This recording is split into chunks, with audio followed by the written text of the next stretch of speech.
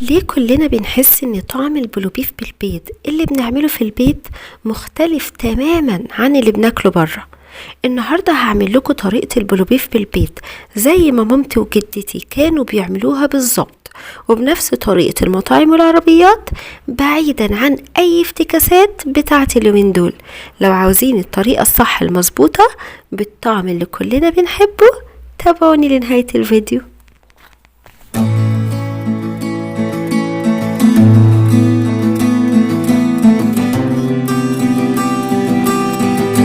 أنا خايفة يا عادل. يا عفاف، ده انا هحطك جوه عينيا الاتنين. هتبقي عروستي واختي وبنتي وحبيبتي ودلوعتي. والنبي ما حد يعرف يحبك قدي ولا يدلعك زي ما هدلعك. بس قولي كده وانت تشوفي يا عفاف. انا عادل المهم، ده بيقولوا عليا احسن ميكانيكي في البلد، عادل اللي كل الورش عايزه تخطفه، لولا اني بس اصيل ومش راضي اسيب الورشه اللي شغلتني اول ما المرحوم ابويا مات، وكان لازم اسيب المدرسه عشان اشتغل. قلت يا واد عيب تسيب الناس اللي وقفوا جنبك ووقت الزنقة عشان 5 جنيه ولا حتى 10 جنيه في ورشة تانية. قلت ايه يا عفاف؟ خلاص يا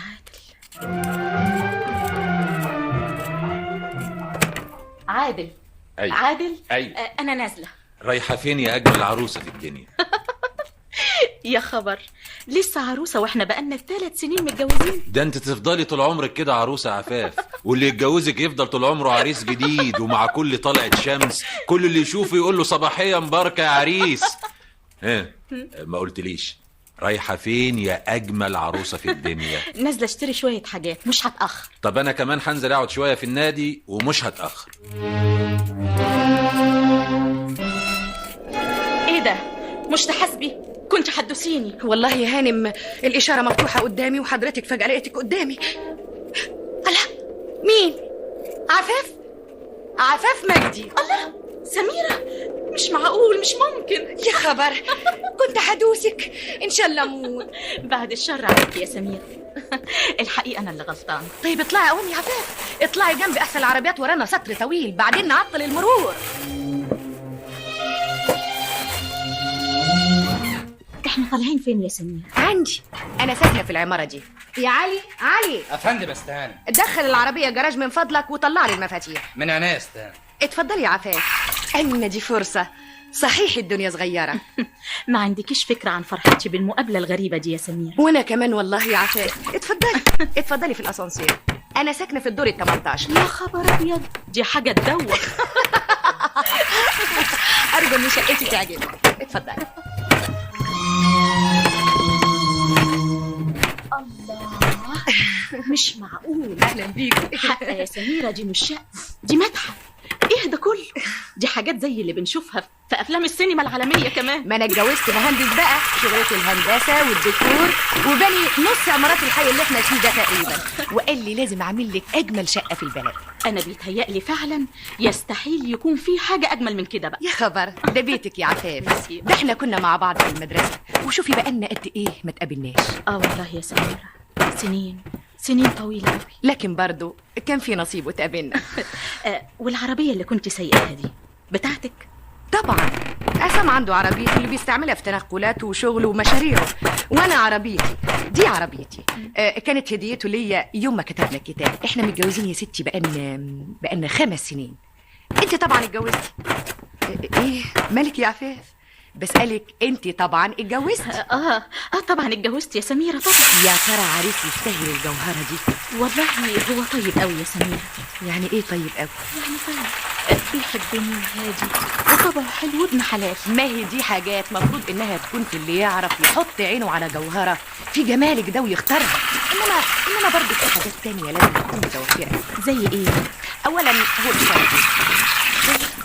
ايه يا عفاف، انت بتخبي على اختك سميرة؟ قولي ما تخبيش عليا حاجة ابدا. هو ميكانيكي درجة اولى، قصدي ميكانيكي ممتاز. ميكانيكي خراطة ممتاز، بياخد 35 جنيه في الشهر. يا نهار، انت يا عفاف تتجوزي ميكانيكي؟ تتجوزي خراط. انا مش شايفه فيها حاجه تعيبه ابدا. انا ما قلتش انها تعيبه ولا يمكن انها تعيبه ابدا، ما دام عمل شريف يبقى خلاص، وكل واحد وعلى قد ما الظروف اتهيأته. طيب امال ايه يا سمير؟ يعني انا عاوزه اقول انك مش انت اللي تتجوزي الجوازه دي. ده بياخد 35 جنيه في الشهر. انا عربيتي بتكلفني 35 جنيه في الشهر.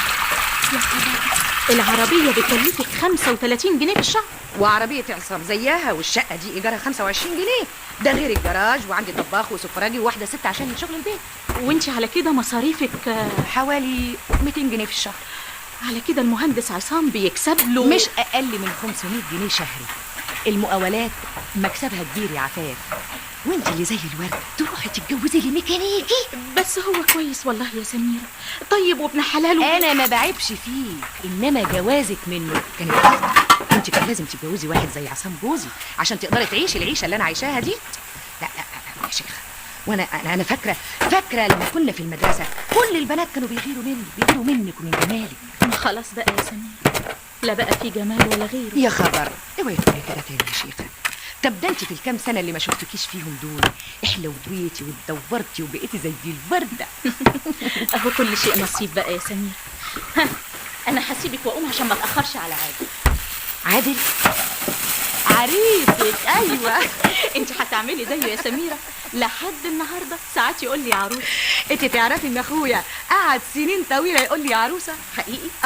شاب ممتاز جدا، مهندس معماري زي عصام برضه. شوفي صورته المحطوطه دي جنب البابا، اسمه وحيد. ربنا يخليه لكم. الله، انت مصممه برضه تقومي يا عفاف؟ معلش يا سميرة عشان اتاخرت وما خدتش منه اذن. بس الزياره دي ما تنفعش. ما انا عرفت البيت خلاص. ودي كمان نمره تليفوني، تكلميني اي وقت انك جايه. انت عندك تليفون؟ لا والله يا سميرة. يا خبر، بقى ده كلام حتى التليفون. اصله ملوش لازمه قوي يعني. لا، ده انت لازم تركبي تليفون عشان نبقى نتكلم سوا يوماتي. قولي لي اجري على البيت بقى بسرعه. انزل اوصلك بالعربيه؟ ملوش لزوم يا سميرة. الله، هو الباب ده بيتفتح ازاي؟ عنك انت، اصله اوتوماتيكي من هنا. الو سميرة. يا سلام، احنا بنفتح الباب وانت صباعك على الجرس. عفاف، اقدم لك اخويا المهندس وحيد، كنا لسه في سيرتك دلوقتي يا وحيد. اهلا يا فندم.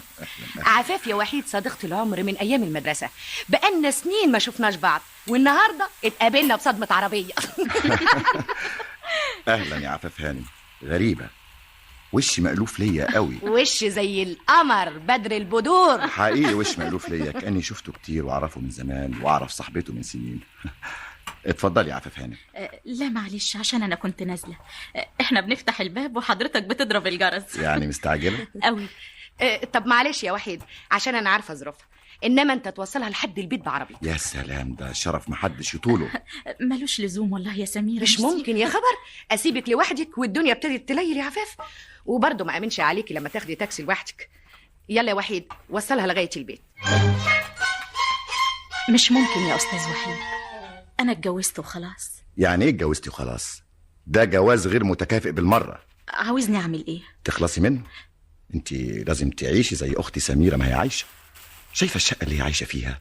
لازم يكون عندك شقة زيها، لازم يكون عندك عربية، لازم تسافري اوروبا زي ما بتسافر. ازاي بس كل ده؟ انك تتجوزي واحد يقدر يهيئ لك كل الوسائل دي، مش راجل على قده بياخد له 50 جنيه وتقولي لي ميكانيكي ممتاز. تفتكر ان اللي زي عصام جوز اختك هيجي النهارده يتجوز واحده زيي لو قامت انفصلت عن جوزها الميكانيكي اللي انت بتقول عليه ده؟ وليه لا؟ انا زي عصام تمام، وصحيح ما بكسبش قده لكن ما قلش عنه كتير، وبين سنة والتانية ممكن ابقى زيه واكتر منه كمان. استاذ وحيد، خلينا نتكلم بصراحة. افهم من كلامك ان ده عرض منك ليا؟ طبعا يا عفاف، انا من ساعة ما شفتك حسيت. حسيت ايه؟ عارفة لما تنقلي سمكة للمية الحلوة بعد ما تعودت تعيش حياتها في المية المالحة او العكس؟ عمري ما كنت سمكة وفت بالتجربة دي. صحيح يا وحيد؟ الله، أول مرة بتندهيلي باسمي كده على طول. ده أنا ما كنتش أعرف إن اسمي حلو بالشكل ده إلا لما سمعته من بقك دلوقتي. عمري ما حبيت اسمي إلا لما سمعته منك دلوقتي. ما تخلينيش أنسى اللي عاوز أسألك فيه. اسألي. بقول صحيح، يجرى ايه للسمكة اللي طول عمرها عايشة في المية المالحة ونقلتها فجأة للمية الحلوة؟ او العكس. او العكس. الحقيقة معرفش، انما بالتأكيد هتحس الاول لحظة انها اتغيرت تغير كلي. وجايز تموت. انا حسيت بالتغيير ده ساعة ما شفتك يا عفاف، واذا كنت ما مت ساعتها فده يمكن لاحساس ان رغبتي في الحياة جنبك اقوى من الموت. يعني إرادة الحياة عندي تغلبت على قوة الموت علشان أعيش معاكي. عمري ما سمعت كلام زي ده. لأن عمر ما حد حبك قد ما حبيتك ولا زي ما حبيتك. وإيه؟ ملوش لزوم بقى. عفاف، أرجوكي تقولي لي اللي كنت هتقوليه وحياتك عندي، ها؟ وحياة وحيد. قد كده متأكد إن حياتك غالية عندي؟ لأن حياتك عندي أغلى من حياتي، أغلى من روحي. أرجوك تقولي، كنت هتسأليني وتقولي إيه؟ كنت هقول أيوه. هتتجوزني؟ عفاف، أنت عندك في دي أي شك؟ وحيد. عفاف. وحيد. عفاف. يا عفاف يا بنتي، اللي انت عملتيه ده محدش يعمله ابدا. يا ماما لو كنت شفتي اللي انا شفته كنت عذرتيني. اعذرك لدرجه انك تتطلقي من جوزك اللي كان حاطك جوه عينيه؟ ده كلام انشا امثال، انما تعالي شوفي الحقيقه. ده احنا اتارينا مش عايشين. تعالي شوفي سميره صاحبتي عايشه ازاي، شوفي شقتها وجوزها وعربيتها وخدامينها وحسابها اللي في البنوك. تعالي شوفي اخوها وشقته. وانت ايه اللي وراكي شقه اخوها يا عفاف؟ ما انا رحت انا وسميره وجوزها عصام زرناه، ساكن في نفس العماره اللي ساكنه فيها سميره اخته. حد يهد عشه بايديه يا بنتي؟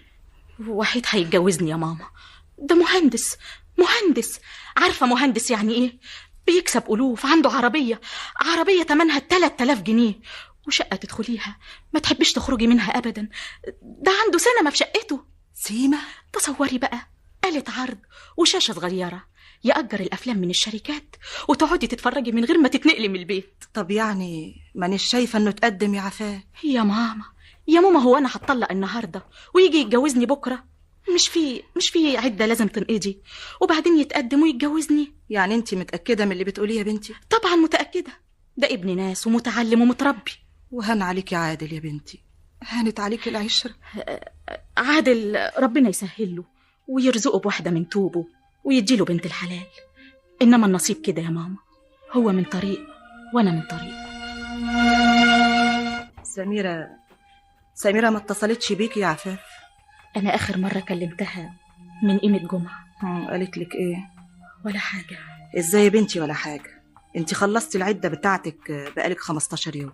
يعني يا ماما هروح أقول لها قولي لأخوك يجي يتجوزني بقى؟ من غير أنت ما تقولي لها يا بنتي، كان لازم نبص نلاقيه داخل علينا هو وأخته وجايين عشان يتكلموا، ولا لسه لما يحوش المهر هو يا ترى بيدور يا حبة عيني على شقة يا يلاقي يا ما يلاقيش. يا ماما كفاية بقى، كفاية أرجوكي. أنا هروح أزور سميرة بكرة. أي خدمة استهانم؟ أنا طالعة شقة المهندس عصام. لا، دول سافروا برا استهانم. المهندس عصام مسك شغل كبير برا، خد ست سميرة وسافر. سافروا؟ امبارح بس. لكن ما تعرفش هيرجعوا إمتى؟ ربنا هو العالم استهانم، 3 سنين 4 أكتر أقل. طيب والمهندس وحيد أخو ست سميرة؟ أيوة بالظبط أخوها. باع الشقة بتاعته لجماعة مهندسين جايين من برا. باعها؟ بتقول باعها؟ هو كمان اشتغل برا، سافر مع ست سميرة هانم والمهندس عصام. جنابك لو طلعت على شقته هتلاقي يافطة نحاس مكتوبة، ما أنا عارف بالفرنساوي ولا الإنجليزي، باسم الراجل اللي اشتراها. طيب كتر خير.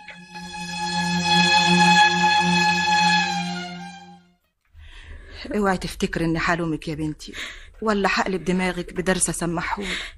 افظع من ده درس يا ماما. صحيح ما بنشوفش الحقيقة الا بعد فوات الاوان، بس كانت حقيقة مرة قوي يا ماما. شفتي الثمن اللي دفعتيه يا بنتي؟ عارفة، تمن فادح قوي.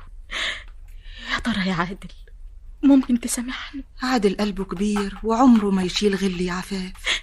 صحيح يا ماما، يعني ممكن اروح له واطلب منه انه يسامحني. هو من غير ما تروحي له مسامح؟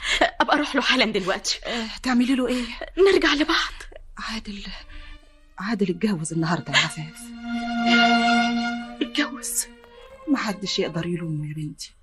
يا ما حاول يستعطفك وانت بتطلبي منه يطلقك، لكن الشيطان كان اتمكن منك وصممتي، وكان كريم وكبير ونفذ اللي انت عاوزاه. ولما اتأكد انك ما انتش بتفكري ترجعي له اتجوز، لانه كان لازم يتجوز. انما ده برضو ما يمنعش انه مسامحك وغفر لك، ودي حاجة يا بنتي ودي حاجة تانية. وانا يا ماما، انت يا بنتي ربنا يتولاك ويغفر لك ويعوض عليكي. وابتديت أعيش في ضياع القلب والنفس والروح. حاسة إني باستمرار في حالة انعدام الوزن اللي بنقرأ ونسمع عنه. لا أنا طايلة سما ولا أنا طايلة أرض. نفسي أرتاح، نفسي أحس برجلي واقفة على الأرض تاني، وعايشة بأمل واحد، إن ألاقي بر الأمان اللي أرسى عليه. لكن إمتى هلاقيه وفين؟